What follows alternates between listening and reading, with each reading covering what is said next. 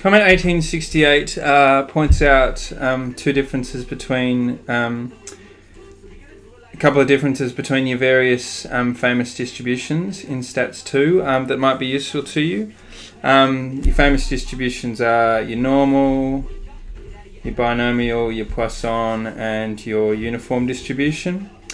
Well, the normal and the binomial and the Poisson, they are discrete. They handle numbers like 2, 4, 3, 7 because they're just counting stuff like cars going by on the motorway or the number of flower pots that flowered.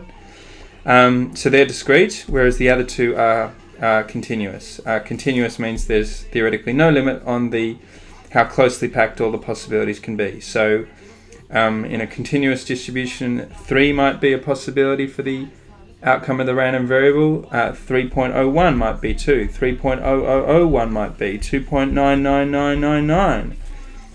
So that's what we mean by continuous. These values really can be very closely packed together, infinitely many, just in a tiny little stretch of the x-axis. So the uniform and the normal are like that, whereas the binomial and the Poisson are just standard lists of whole numbers. But there's another distinction, which is, can these possibilities go up forever? Well, they can for the normal and the Poisson.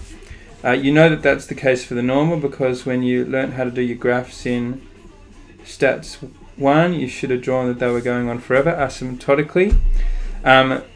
So theoretically, a normally distributed variable like the heights of a population, the world's tallest man I think is 2 meters, but he theoretically could be 3, it could theoretically be 4 if nutrition and orthopedic surgery got good enough.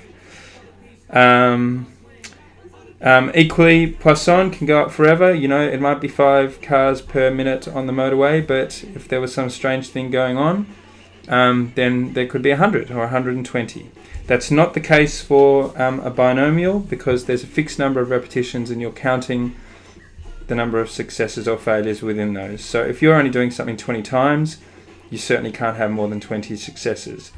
The uniform distribution is the same thing because all the little stretches of values have the same probability.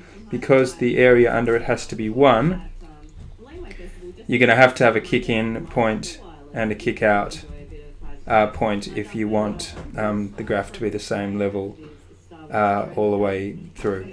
So these 4 variables, where can they go on my table? Binomial is discrete and bounded above. Poisson is discrete and not bounded above.